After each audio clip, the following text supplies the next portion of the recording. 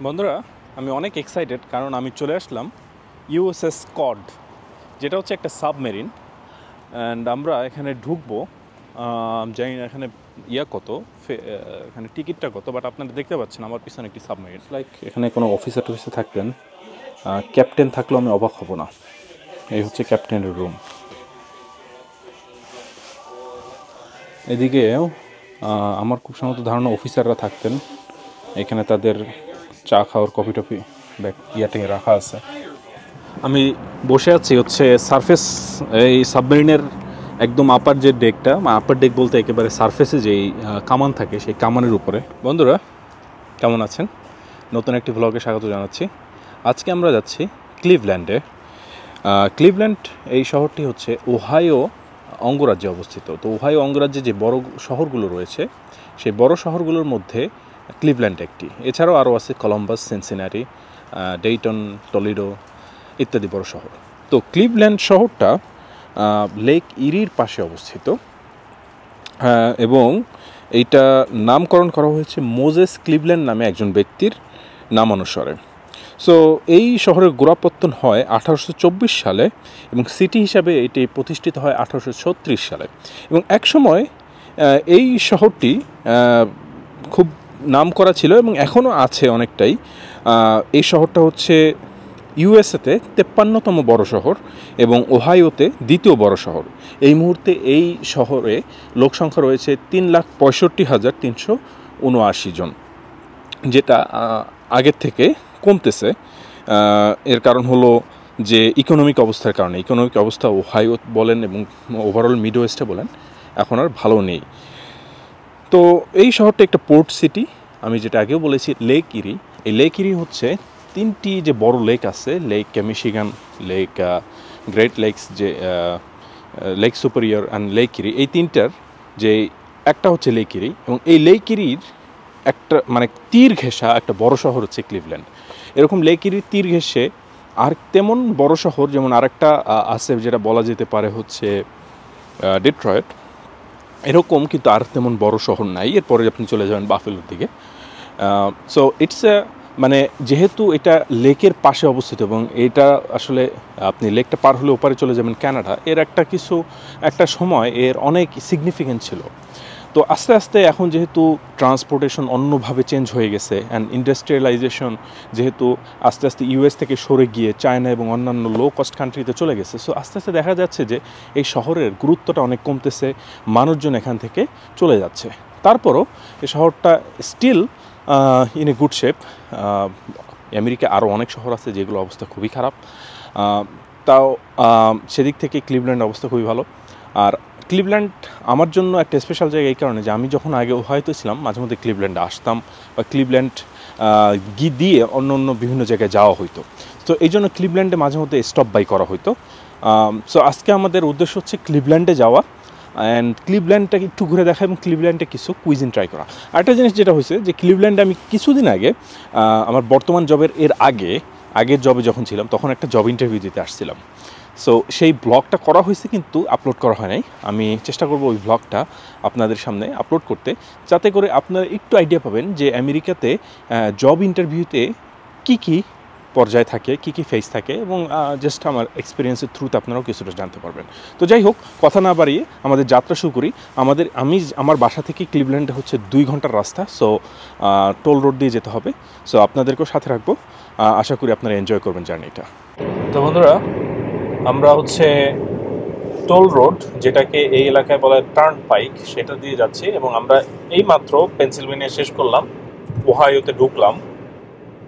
And ওহাইওর ম্যাহনিং county, তার ম্যাহনিং county থেকে আমরা যাব ইরি কাউন্টি। তো এখানে হচ্ছে টোল রোড যেগুলো, সেগুলো আপনাদের সাথে আগেও বলছি, টোল রোডগুলো খুবই সুন্দরভাবে ওরা মেনটেন করে এবং সাধারণত টোল রোড দিয়ে গেলে আপনার সময় অনেকটা বাঁচে।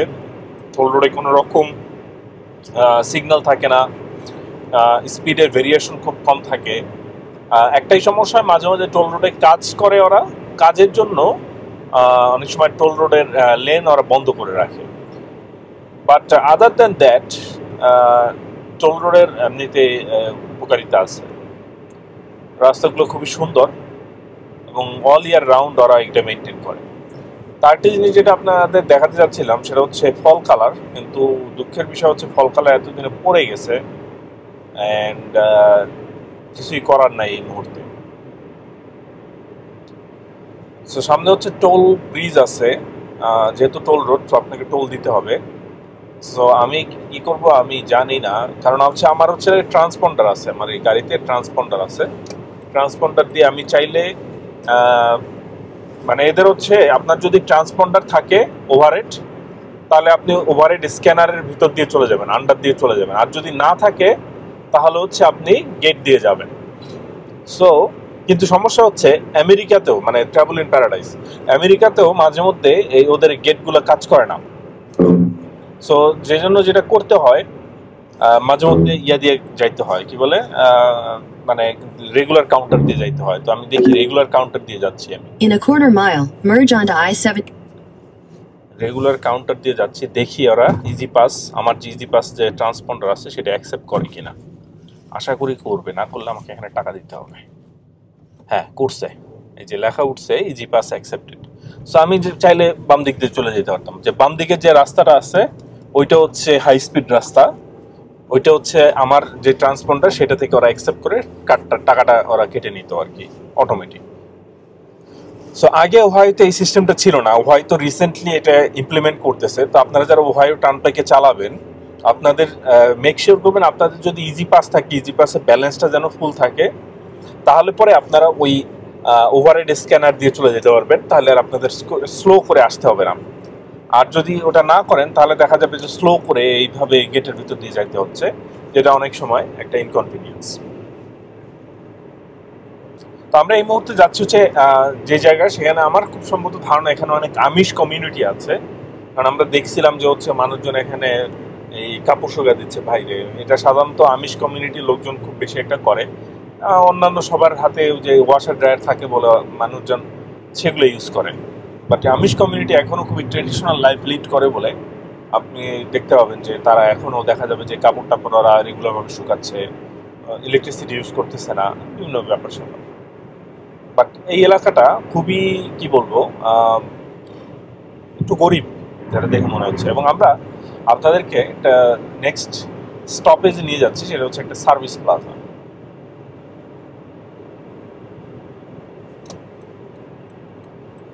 তো টোল রোডের এই একটা বিশেষত্ব আছে, আপনাদেরকে আগেও বলেছি বিভিন্ন সময়, যে এখানে অনেক রকম সার্ভিস প্লাজা থাকে যেখানে আপনি চাইলে রেস্ট নিতে পারেন, রেস্টরুম ব্রেক নিতে পারেন, অ্যান্ড আপনার যদি ইলেকট্রিক কার থাকে তাহলে ওখানে চার্জ দিতে পারেন।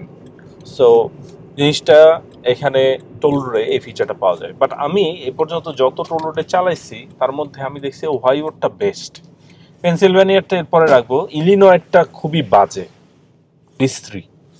নিউ ইয়র্কের টোল রোডে কিছু কিছু রাস্তা আমার ভালো লাগছে, বাট ওহাইওরটা আমি বলবো এ পর্যন্ত বেস্ট। তো এই হচ্ছে ওহাইওর টোল, যেই টোল প্লাজাগুলো থাকে, সরি টোল প্লাজা না, সার্ভিস প্লাজা। ভিতরে জাস্ট কত কিছু রেস্টুরেন্ট আছে এই আর কি। সো দ্যাটস ইট।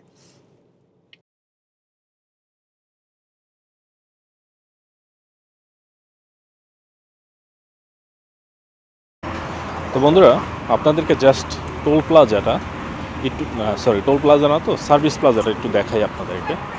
তো এর ভিতরে এই যে বিভিন্ন রেস্টুরেন্ট আছে, 7-Eleven, ডেরি কুইন, তারপর হচ্ছে প্যানেরা। তো আপনাদের টিকা লাগলে এখানে এসে আপনারা খাওয়া দাওয়া করতে পারবেন, ব্রেক নিতে পারবেন। সো এই হচ্ছে, এখানে একটা ট্রাভেল বোর্ড আছে, এখানে সব রকম। আমরা এখন কোথায় আছি? আমরা আছি এখন এইখানে, আমরা এই রাস্তা ধরে চলে যাব ক্লিভল্যান্ড। তো এইটুকু রাস্তা বাকি আছে, খুব সম্ভবত 1 ঘন্টা সামথিং, বেশি সময় না। তো এই রাস্তা, এটাই হচ্ছে টোল রোড। এই যে 76 দেখতে পাচ্ছেন, এটা হচ্ছে টোল রোড। আর এছাড়া অন্যান্য যে রাস্তাগুলো আছে এগুলো ফ্রিওয়ে বলে। আমেরিকাতে ফ্রিওয়ে আর হাইওয়ের মধ্যে ডিফারেন্স আছে, এগুলো ফ্রিওয়ে কিন্তু এগুলো টোল রোড না। তো আমি একটা সময় আগে এই শহরে থাকতাম, টলেডো। এইটা হচ্ছে ওহাইওর ম্যাপ। অ্যান্ড দেন আপনার এখানে একটা মানে টাচ স্ক্রিন আছে, এখান থেকে আপনি চাইলে হোটেল কোথায় কোথায় আছে সেটা দেখতে পারেন। এখানে অল হোটেলস, চাপ দিলে হয়তো কিছু একটা দেখাবে। ওইদিকে রেস্টরুম আছে, ভেন্ডিং মেশিন আছে, ট্রাকার লাউঞ্জ আছে। তো আমেরিকা যারা ট্রাকিং করে তাদের একটা সার্টিন টাইম পরে তাদেরকে ব্রেক নিতে হয়। তো তারা যেন এখানে ব্রেক নিতে পারে, একটু ঘুমাইতে পারে, রেস্ট নিতে পারে, তাদের জন্য একটা লাউঞ্জ আছে। পিজার দোকান, অ্যান্ড এদিকে হচ্ছে ফুড কোর্ট। সো আমরা আসলে এখানে কোনো ব্রেক নিব না, কারণ 2 ঘন্টার রাস্তায় ব্রেক নেওয়ার কিছু নাই। আমি চলে যাচ্ছি, আর হচ্ছে আপনাদের জাস্ট দেখানোর জন্যই আসলাম।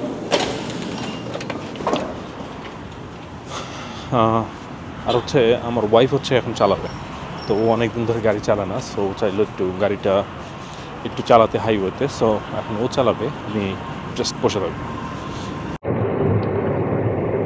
So this time I'm being the passenger prince, and this girl is being the driver. কি মনে হয় আমরা কি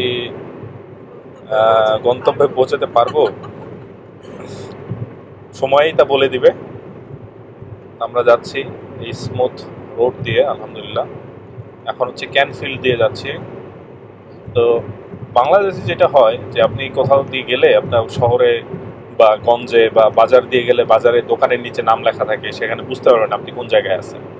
আমেরিকাতে হচ্ছে পানির ট্যাঙ্কিতে নাম লেখা থাকে, এই যে এরকমভাবে, বুঝতে পারছেন? আপনি যদি পানির ট্যাঙ্কিটা দেখেন এই যে এরকম, তাহলে দেখবেন যে অমুক জায়গা তমুক জায়গা। তো সেভাবে বোঝা যায় আমরা আসলে এই জায়গা দিয়ে যাচ্ছি, সেই জায়গা দিয়ে যাচ্ছি। যখন জিপিএস ছিল না, মানুষজন এভাবে ট্র্যাক করে ঘুরে যাইত। এখন তো জিপিএস এর যুগ, মানুষজন তারা সেগুলো আসলে পাত্তা দেয় না। গাছপালা থেকে পাতা পোতা পড়ে একদম এখন ন্যাড়া হয়ে যাচ্ছে। আস্তে আস্তে শীত যখন চলে আসবে, আর 1 মাসের মধ্যে এই পুরো জায়গাটা ন্যাড়া হয়ে যাবে, দেখার মতো কিছুই থাকবে না। তখন শুরু হবে ডিপ্রেশনের মানে একটা টাইম আর কি। কারণ মানুষজন মানে শীতকালে আসলে অনেক অ্যাক্টিভিটি আছে, বিশেষ করে সাদারা অনেক অ্যাক্টিভিটিস করে। কারণ আমরা ব্রাউন পিপলরা তো আসলে এত মানে আউট গোয়িং না আর কি, বা এত না যে শীতের মধ্যে সকালবেলা উঠে আইস ফিশিং করতে যাব, এরকম তো আমাদের তেল নেই, ঠিক আছে? এই আর কি। আর আমেরিকানদের মতো না যে আমেরিকানরা যেমন মাছটা ধরে তারপর মাছটা ছেড়ে দিবে, তাই না? এরকম আমরা করি না আসলে। তো যাই হোক, আমেরিকা আছে, কিন্তু আমেরিকান এখনো হইতে পারলাম না। তো আমরা আল্লাহ বিল্লাহ করতে থাকি আর গন্তব্যের দিকে যাইতে থাকি। আপনারা একটু করেন আমার সাথে আল্লাহ বিল্লাহ। কি মনে হয়? সে অনেক মনোযোগ দিয়ে গাড়ি চালাচ্ছে, হুইচ ইজ গুড। নতুন ড্রাইভার। তুমি ড্রাইভার হয়েছে জানি কবে? ও ড্রাইভার হয়েছে এই বছরই। হ্যাঁ, না এপ্রিলে না, জুনে হয়েছে মনে হয়। হ্যাঁ, এপ্রিল মে অথবা জুনে। সুন্দর তো জায়গাটা, সুন্দর একটা বাড়ি এখানে। তো মে অথবা জুনে হয়েছে। সো এরপরে মানে কম বেশি একটু চালানো করেছিল বিভিন্ন কারণে, আমরা যেহেতু স্টেট মুভ করছি এই সেই, তাও হাইওয়েতে কম বেশি চালাইছে। হাইওয়েতে চালানোটা একদিক থেকে সহজ, যে আপনার আসলে স্টিয়ারিং কম করা লাগে, আপনার জাস্ট একটু মানে অ্যালার্ট থাকা লাগে আর কি। এছাড়া হাইওয়েতে চালানো আমেরিকাতে খুব কঠিন কিছু না। এখানে এমন নাই যে আপনাকে রাস্তার মাঝখানে ভ্যান গাড়ি নিয়ে দাঁড়ায় থাকবে বা এরকম একটা ব্যাপার, বাচ্চা দৌড় দিবে, হরিণ দৌড় দিতে পারে, এটা একটা বড় একটা প্রবলেম আমেরিকাতে।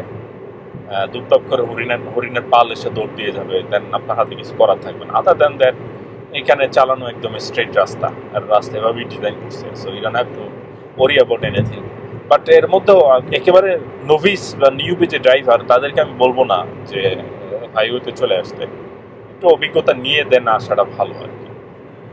কারণ অনেক সময় আপনার নেভিগেট করা লাগে, লেন চেঞ্জ করা লাগে, বা হুটহাটি স্পিড চেঞ্জ করা লাগে, বিভিন্ন কারণে হোক না কেন।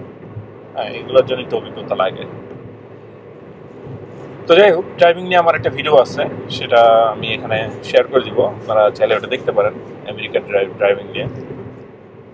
তো আমরা এগেইন যাইতে থাকি। আমরা এখন যে জায়গাটিতে যাচ্ছি এটা হচ্ছে কায়াহোগা এরিয়া। তো এখানে একটা ন্যাশনাল ফরেস্ট আছে, তো এই জন্য এখানে গাছপালার আধিক্য একটু বেশি, হরিণের উৎপাতও বেশি থাকবে। বাট কায়াহোগা জঙ্গলটা আসলে কাইন্ড অফ একটা ন্যাশনাল পার্ক, অনেকে এখানে আসে, ট্রেকিং করে।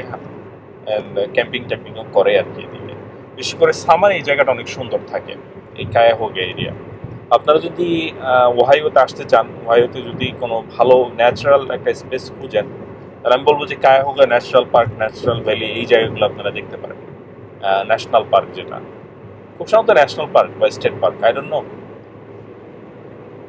বাট আপাতত যাইতে থাকি। রাস্তার ইয়েগুলা এখনো এদিকে কিছু কিছু জায়গায় গাছে পাতা পোতা আছে, কিছু জায়গায় পড়ে গেছে। So it is what it is. তো বন্ধুরা, আমরা যাচ্ছিলাম, যাওয়ার পথে এই ফ্যাক্টরিটা দেখলাম, খুব বড়, অনেক বড় একটা ফ্যাক্টরি। এটা হচ্ছে ফক্সকনের ফ্যাক্টরি। ফক্সকন হচ্ছে আপনার আইফোনের পার্টস টার্টস অ্যাসেম্বল করে, এরকম একটা ফ্যাক্টরি, মানে অ্যাসেম্বল একটা কোম্পানি, যতটুকু আমি জানি। এই ফক্সকন এরা কি করে আমি জানি না, বাট মানে সিমিলারই হবে। দেখে মনে হচ্ছে কাইন্ড অফ পরিত্যক্ত, যদিও উইকেন্ড, কিন্তু ম্যানুফ্যাকচারিং ফ্যাসিলিটি তো আসলে 24/7 চালু থাকে। সো আই ডোন্ট নো, হতে পারে এখানকার ফক্সকন ফ্যাসিলিটি বন্ধ হয়ে গেছে। তো এইটাই আমি বলতে চাচ্ছি যে আমেরিকায় অনেক জায়গায় আমি আমার নিজের চোখে দেখা যে আগে সেখানে বিরাট বড় এই ফ্যাক্টরি ছিল বা সেই ফ্যাক্টরি ছিল, সেটা আস্তে আস্তে ডিসমেন্টাল হয়ে গেছে, বন্ধ হয়ে গেছে, ওরা ডিকমিশন করে ফেলছে। আমার নিজের চোখে দেখা শিকাগোর সাবার্বে একটা কি জানি বেলভেডিয়ার নামে একটা জায়গা, সেখানে আপনার সুবারুর একটা প্ল্যান্ট ছিল, অনেক বড় প্ল্যান্ট, এবং অনেক গাড়ি ছিল। মানে যে কয়বার আমি ড্রাইভ করে গেছি, আমি দেখছি যে অনেকগুলো গাড়ি পার্কিং লটে। So it was very active, and at some point they closed it off. So এরপরেই ওই এলাকার ইকোনমি খুব বাজেভাবে হিট করছে, and then আস্তে আস্তে মানুষজন এখান থেকে চলে গেছে, and that's how it is, you know. তো মানুষজন মনে করে যে ট্রাম্প আসছে, আমেরিকার জবগুলো ফেরত আসবে, ইকোনমি ভালো হবে, বাট এখন পর্যন্ত আমরা কোনো সাইন সেটা দেখতেছি না। কোনো রকম জব এখন ফেরত আসে নাই।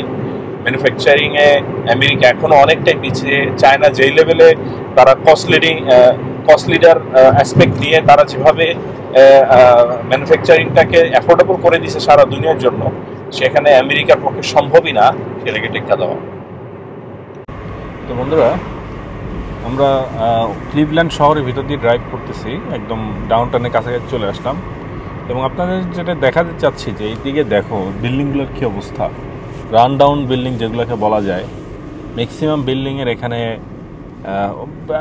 মানে আমি যে সারপ্রাইজ তা না, আমি এরকম আগেও দেখছি। অ্যান্ড দেন ক্লিভল্যান্ডের মতো একটা বড় শহরে এখানে দেখা যাচ্ছে যে কমিউনিটি আস্তে আস্তে হয়ে যাচ্ছে, ডিলাপিডেটেড হয়ে যাচ্ছে, বিল্ডিং টিল্ডিং সব ডিলাপিডেটেড। মানে এখানকার সিচুয়েশন খুব একটা ভালো না, ইকোনমিক অবস্থাও খুব একটা আস্তে আস্তে পড়তে দিকেই যাচ্ছে। এর আগে আমরা ইরি শহরের পাশে লেকিরির পাশে ইরি শহরে গেছিলাম, সেখানেও একই অবস্থা। মানে ম্যাক্সিমাম ইন্ডাস্ট্রি সেখান থেকে বন্ধ হয়ে গেছে, ম্যানুফ্যাকচারিং ফ্যাক্টরিগুলো সব বন্ধ হয়ে গেছে।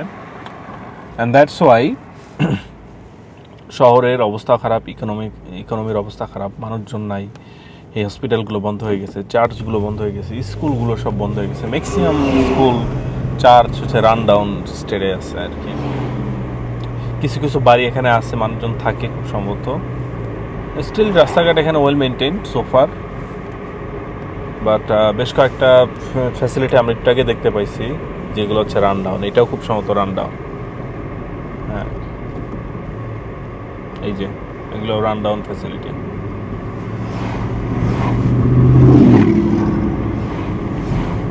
চিন্তা করা যায় না, এই হচ্ছে বিশ্বের 1 নম্বর ইকোনমি। হ্যাঁ, সেখানে এইভাবে বাড়ি ঘর পড়ে আছে, ভুতুরে বাড়ি ঘর,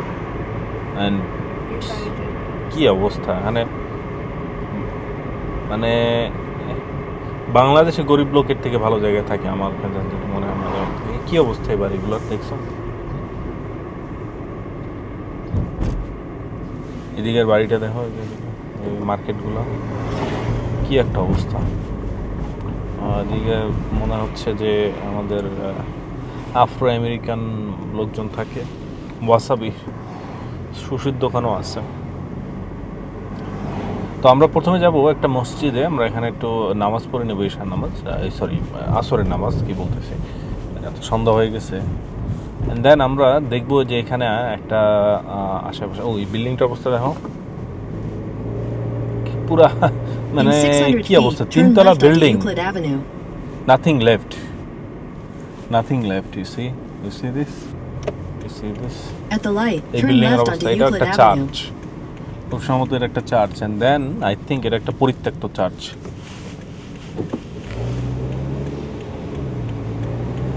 আমি একটু ঘুরে যাই এই সময় থাকতে, তা না হলে ও মাই গড কি অবস্থা। In 800 feet, your destination will be on the right. এই অবস্থা চার্চ, ওরা মনে হয় এটা মেনটেনেন্স করতেছে আর কি।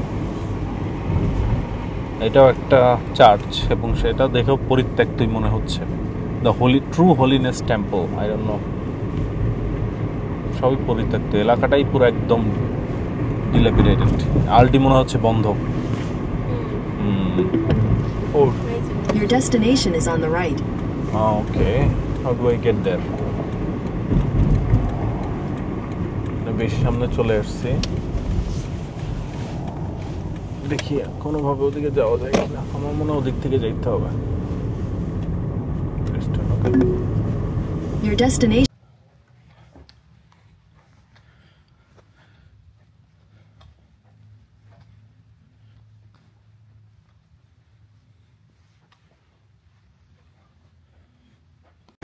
বন্ধুরা, আমি অনেক এক্সাইটেড কারণ আমি চলে আসলাম ইউএসএস কড, যেটা হচ্ছে একটা submarine.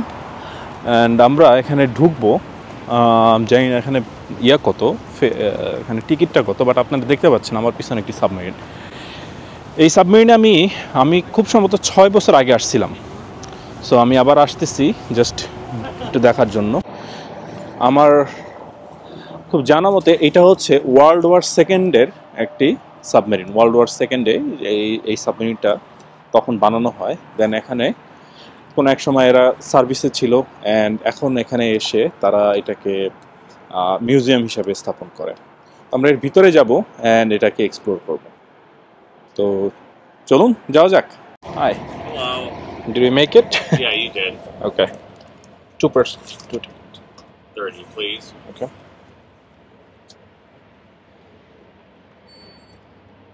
Thank you very much, sir. Thank you.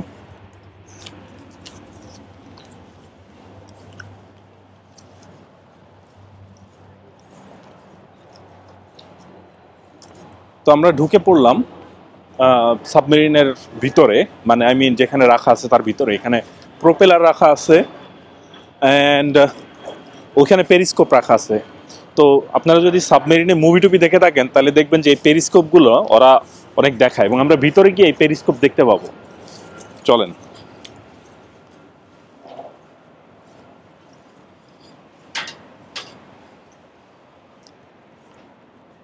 এবং এইখানে বেশ কয়েকটা কামান টামান রাখা আছে, যেগুলো দিয়ে আর কি সারফেস থেকে, মানে সাবমেরিনের সার্ভিস থেকে ওরা ওয়ারফেয়ার করতো। Interesting place. বাট আমরা যেটা করবো, আমরা ভিতরে চলে যাবো আগে, অ্যান্ড দেন আমরা বাইরে এসে আপনাদেরকে দেখাবো। তো এই হচ্ছে সাবমেরিন। আমার খুব সম্ভবত ধারণা হচ্ছে এটা সাবমেরিনের সামনের দিকটা। তো আমরা না গেলে ভিতরে বুঝতে পারবো না। চলেন দেখি।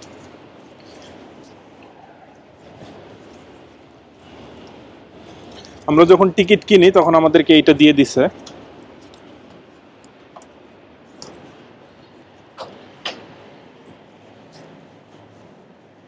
উপরেও সাবমেরিনের এই যে উপরটাতে দেখা যাচ্ছে, সেখানে কিন্তু অনেকগুলো মেশিনারিজ আছে, এবং উপরে হচ্ছে আপনার পেরিস্কোপ, যে পেরিস্কোপটা আমরা ওখানে দেখতে পাইছি। চলেন আমরা ভিতরে যাই।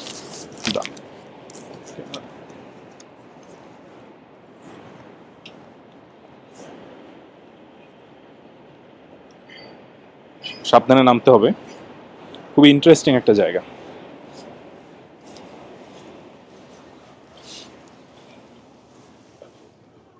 তো সাবমেরিনের ভিতরে নামার পরে আবার আরো অনেকগুলো থাকে, স্টেপ থাকে। তো আমরা পুরোটা নেমে তারপর আপনাদের সাথে শেয়ার করি। নামাটা এখানে অনেক স্ক্যারি, অনেক রিস্কি। তো আমরা যখন নামলাম সেটা হচ্ছে টর্পিডো রুম। তো এখানে চাপ দিলে ওরা আসলে ধারাভাষ্য দিতে থাকে। অ্যান্ড এই হচ্ছে আমার খুব সম্ভবত ধারণা, এগুলো হচ্ছে টর্পিডো বা এরকম টর্পিডো শেল আর কি। তো এর ভিতরে আপনি টর্পিডো ঢুকায় এটাকে বন্ধ করে দিবেন অ্যান্ড দেন টর্পিডো আপনি লঞ্চ করবেন। Look at all these machineries.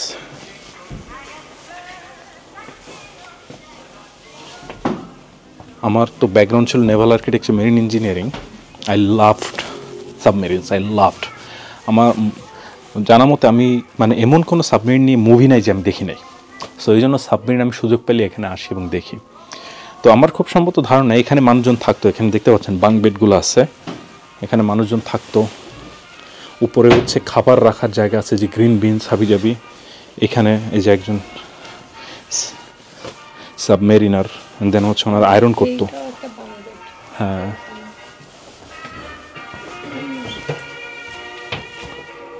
Toilet, sorry,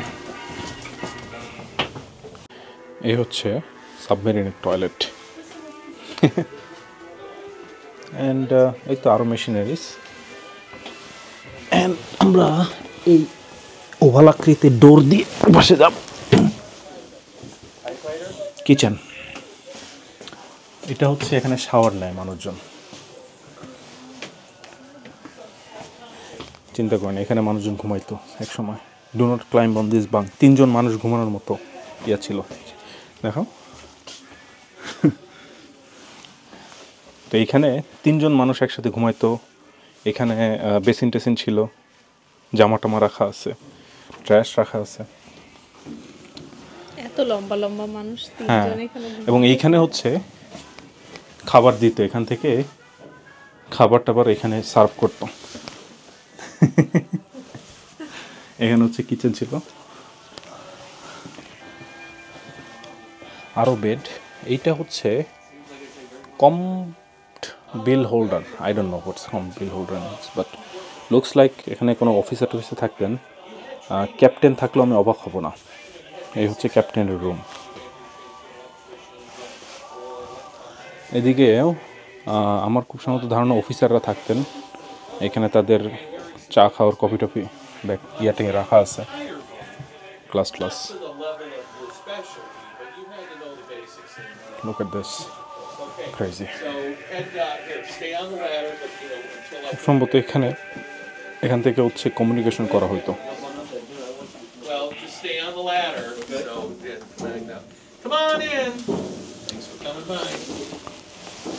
Hello. Hello. Imagine 11 guys up there during a submerged attack. Oh my goodness. Oh, we're doing some blogging here. Yeah, right. Huh, with our DJI. Yeah. I bought the sound system. I didn't buy their little thing. This but is I cool. probably should have. Yeah, this is Bought cool. a Sony something or other. All those are bulky. That is really neat. Where are you folks from? I'm from Michigan. Michiganders. Yeah. I'm from Medina. Okay. Where are you from? Pittsburgh. Pittsburgh. Before that? Well, we're originally from Bangladesh. Bangladesh. Yep. Thank you for all my clothes. You're welcome. Yeah. Yeah. I'll be darned. So, not quite. You didn't know I spoke Bangladeshi. Vamoose. No, here, go. You can go. Okay. Normally, this barrier keeps Okay. you no higher than here, but you can. But just stay on the ladder. Okay. So go up there. All right. So আমি উপরে আসলাম। এখান থেকে আগে হচ্ছে নিজের থেকে আসা যেত, বাট এখন হচ্ছে নিচে একজন গার্ড বসাই দিয়েছেন, যিনি হচ্ছে আমাদেরকে বললো যে এই পর্যন্ত যাইতে। তো আপনারা এখান থেকে দেখতে পাচ্ছেন যে এই যে হলো পেরিস্কোপ। তো এই লেভেল থেকে পেরিস্কোপ অপারেট করা হইতো, অ্যান্ড খুব সম্ভবত অন্য কিছু অপারেট করা হইতো, জাহাজের কমিউনিকেশন হতে পারে। সো আমরা আবার নিচে চলে যেতে হবে। ইন্টারেস্টিং জায়গা। I was on board, so yeah. So they towed it, right? They didn't. No, they didn't. No propellers. Right. And frankly, the knowledge to operate this type of a submarine only exists in Taiwan now. They have one of these. One of these, like this is diesel. 80-year-old Okay. fleet boat. Again, picture 11 guys up there, you know, during an underwater attack. Okay. একজন লোকের সাথে কথা হচ্ছিল, উনি অনেক গেজাইলো। তো এই হচ্ছে খুব সম্ভবত কন্ট্রোল রুম, এবং এই জন্য এখানকার রুমটা হচ্ছে লাল। নিচে খুব সম্ভবত হচ্ছে প্যান্ট্রি, দেখানো যাচ্ছে কিনা, এই তো দেখতে পাচ্ছেন প্যান্ট্রি। যাই হোক, এখানে হচ্ছে মোর্স কোড ইয়া হচ্ছে, খুব সম্ভবত এটা একটা কমিউনিকেশন রুম। ও, এখানে আরেকটা কিচেন, নাইস। খুব সম্ভবত এটা হচ্ছে জেনারেল কিচেন ফর জেনারেল যারা সেলার তাদের জন্য। এখান থেকে উপর থেকে দেখা যায়, ইন্টারেস্টিং। বাঙ্ক বেড, কতজন ঘুমাইতো চিন্তা করা যায় না। এই দেখেন, এইটুকু খাটে 2 জন ঘুমাইতো। Excuse me. Sorry. No, you're good. Thank you. এখানে একটা ছবি দেওয়া আছে, ইউএসএস স্কট ক্রু। হ্যাঁ, আরেকটা বাথরুম দেখেন।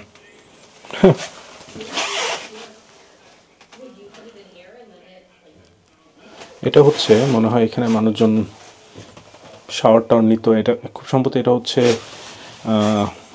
ওয়াশার ড্রায়ার, কাপড় চোপড় ধুইত। এটা হচ্ছে ইঞ্জিন রুম। এখানে মানুষজন হয়তো এই যে তাদের আন্ডার গার্মেন্টস শুকা দিয়ে রাখতো, কারণ হচ্ছে এইখানটাতে অনেক গরম হয়ে যেত। খুব সম্ভবত এখানে ইঞ্জিন রুম যেহেতু, সেই হিটটা তারা ইউজ করতে চাইতো। খুব interesting.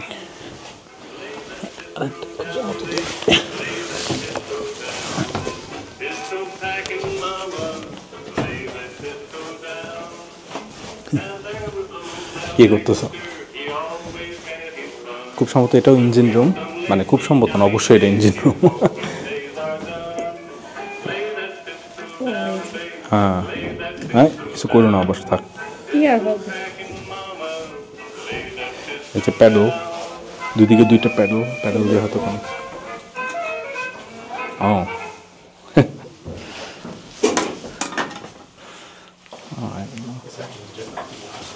I know, I was trying to is say, there anything else? this is basically a summer. ও, আরও আছে।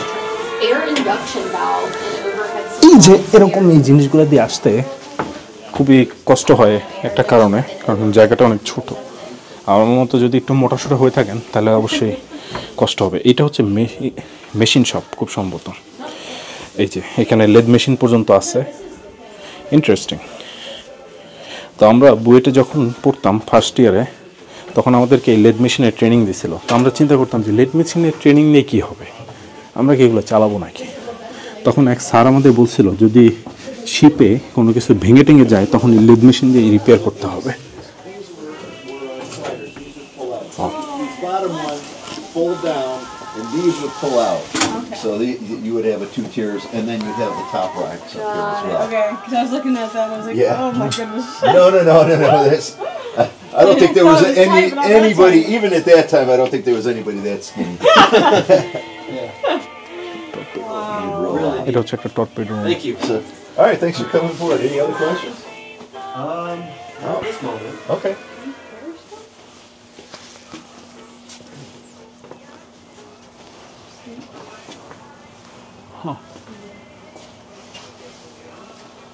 Is this the exit or? That's the exit. Yeah, Okay. just go right up, back up the ladder here. Okay.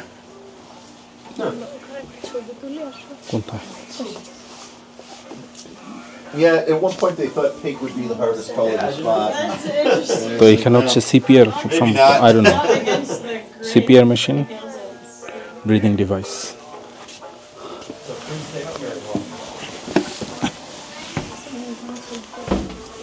এটা খুব সম্ভবত machine engine টিঞ্জিন চালানোর ব্যাপার স্যাপার। এই যে এখান থেকে উপর থেকে বলতো যে কোনটা কি কত স্পিডে যাইতে হবে, সেইটা ওরা এখানে কন্ট্রোল করতো এখান থেকে। Let's go. কই যাবা? কোথায়? I haven't kicked this out yet, so.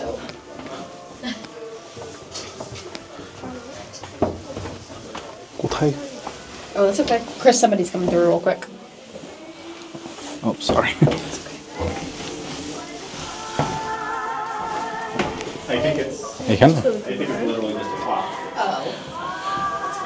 বউ বললে এখানে ছবি তুলতে হবে, তো ছবি তুলবো। বাট এখানে একটা জিনিস দেখাই, ভাইস, এই যে দেখেন ভাইস, এখানে ভাইস রাখা আছে এই ধরনের কাজ করার জন্য। এখানে আবার একটা সাইন দেওয়া আছে ইউএসএস কড ইঞ্জিনিয়ার্স। এগুলো হচ্ছে ডিজেল ইঞ্জিন, এ হচ্ছে ডিজেল ইঞ্জিন। তো আমাকে এখানকার একজন যে ট্যুর গাইড, সে আমাকে বললো যে এইটা চালানোর মতো এক্সপার্টিস আমেরিকায় আর কারো নাই, একমাত্র তাইওয়ানে কিছু লোকজনের আছে। কারণ তাইওয়ানেই এই মডেলের সাবমেরিন এখনও এক্সিস্ট করে, যেটা ইন্টারেস্টিং। একটা জিনিস আমার মনে হয় যেখানে করে বাংলাদেশে করতে পারে, কারণ এই ডিজেল যে সাবমেরিনগুলো, এগুলো বাংলাদেশ কয়েকদিন আগে চায়না থেকে কিনে নিচ্ছে যতদূর জানি, 2টা। খুব সম্ভবত তারাও জানে আর কি। তো চিন্তা করেন বাংলাদেশের টেকনোলজি এই লেভেলে আছে, আর আমেরিকার আজকের টেকনোলজি কোথায় চলে গেছে। আর আরেকটা জিনিস আপনাদেরকে দেখাবো, যে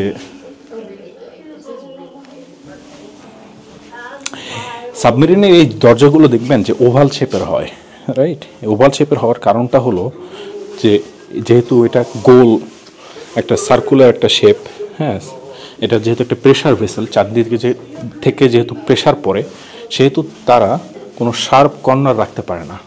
কারণ শার্প কর্নার রাখলে ওই কর্নারে হচ্ছে আপনার স্ট্রেস জেনারেটেড হবে, এবং সেক্ষেত্রে সেটা কিন্তু সাবমেরিনকে মানে আপনার সাবমেরিন ভেঙে যেতে পারে সেই ক্ষেত্রে। তো এই জন্য সবসময় সাবমেরিনের দরজা এরকম ওভাল শেপের হয়, নাহলে গোল হয়। হ্যাঁ, সো গোল হলে তো অনেক ছোট হয়ে যায়, তো আসা যাওয়ার সমস্যা। কিন্তু ওভাল শেপ হলে একটা ডোরও থাকে, অ্যান্ড দেন হচ্ছে আপনি আসা যাওয়া করতে পারেন। So that's it, little bit of science. Well, you bring the trays out Some even accessories. with the torpedo tube. Okay. So the trays fold out. They come out and then you load. They line up কিভাবে even with আসলে the torpedo torpedo tubes, and you see there's torpedo actually এক some সময় আর rollers কি there that support ইয়া করা হতো, deploy করা হতো। support the tube as you hook up a block and tackle onto the back of the torpedo and plate so that you could lift it up and out of the way. Okay. And get access the lower compartments. Okay. But the entire submarine is just a tube. It's a straight circle, and you can see it's circle, and then that just comes up right underneath us here. So there's not much space below the deck right here. And you can see, if you kind of glance down over here, you can see where the bottom is down there. So it's not a lot of space. Okay. But in other parts of the boat, there's more room down there. So there's room for battery compartments that powered the boat underwater. We had big banks of large batteries, or ammunition, or pump equipment, things like that are underneath on the bottom half of the boat. Okay. And how long it could be submerged without resurfacing? So when you went underwater, you were only on battery power. Okay. So everything was a battery power. So No it diesel. depended on how much your battery. If you had a full charge, then it depended on what your power usage was. Okay. So if you went full speed underwater, which was about 9 knots or about 10 miles per hour, 16 kph, it would deplete your battery in just about 1 hour. Oh, wow. Only 1 hour. Yes, but if you cut way back and you went a very slow speed and you didn't use any power for anything else, in theory you could get your batteries to last up to 48 hours. Okay, and then you have to. But when you went down, the air that was in the boat was the air that you had as well, and Right. the air was only good for about 24 hours. Okay. Now we did have emergency oxygen cylinders in each of the compartment. Each of the compartments had an oxygen cylinder that you could use in emergency situations. And we also had a chemical that we could use to scrub some of the carbon dioxide out of the air. Those were emergency measures. But 24 hours is the practical limit. I read an account of one submarine that was forced under for 39 hours and almost killed everybody aboard because they were running out of oxygen. Guys were starting to faint, as a matter of fact, So if they were trapped underwater, a lot of time the captain would order guys to just lay in their bunks and not move around because they would breathe slower and not use as much oxygen. So, but if they were trapped underwater, if the enemy was still looking for them, then they couldn't surface. The standard procedure was even if you were in enemy area and you had to stay underwater during the daytime, as soon as it got nighttime, you would surface under cover. Sorry নিচ থেকে sheep থেকে উপরে উঠতেছি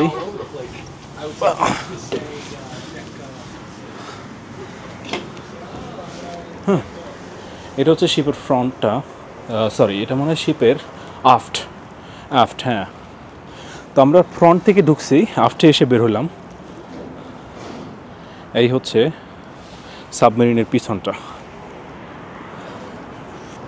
আমি বসে আছি হচ্ছে surface এই সাবমেরিনের একদম আপার যে ডেকটা আপার ডেক বলতে একেবারে সারফেসে যেই কামান থাকে সেই কামানের উপরে তো আমি জানি না এটা আসলে কমব্যাট নাম কি বাট আমার খুব সম্ভবত ধারণা এখানে বসে আপনি এইটাকে ঘুরাইলে আপনি হচ্ছে ঘুরতে পারবেন অ্যান্ড দেন হচ্ছে পা দিয়ে হয়তো আপনি ফায়ার করবেন তো এই হচ্ছে গানিং বা গানম্যান টাইপের আর কি অবস্থা আর কি এবং এখানে বিভিন্ন রকম ইয়ে দেওয়া আছে লেভেল দেওয়া আছে যে কত ডিগ্রি উপরে নিচে আপনি করবেন হ্যাঁ আপনার এই গানটাকে দেন ওই গান দিয়ে আপনি কীভাবে ফায়ার করবেন এবং এখান থেকে সুন্দরভাবে দেখাও যায় এই যে এখানে একটা আউচ আটকা পড়ে গেলাম সরি এখান থেকে সুন্দরভাবে দেখাও যায় যে দূরে আর কি এটা একটা বাইনোকুলার টাইপের আর কি এবং এরকম খুব সম্ভবত আরেকটা আছে ওই পাশে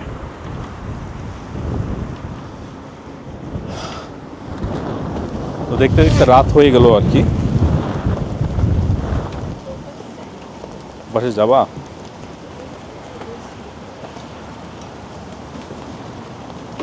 স্কিপ অফ খুব সম্ভবত এখানে সেই কান্ট্রিগুলো দেওয়া আছে চায়না কোন কোন কান্ট্রিতে এরা গেছিল এবং এই উপরে যাওয়া নিষেধ তা না হলে উপরে যেয়ে দেখানো যেত এবং এইটা ছিল কম সেন্টার যেটা আমরা নিচ থেকে লাল যে রুমটা ছিল সেখান থেকে এসে দেখেছি আর কি অ্যান্ড ওইটা হচ্ছে সাবমেরিনের সামনে আর কি ফ্রন্ট পার্ট খুব সম্ভবত এটা হচ্ছে র্যাডার যেটা দিয়ে ওরা হয়তো কানেক্টিভিটি রাখতো নট রাডার হচ্ছে আরেক জিনিস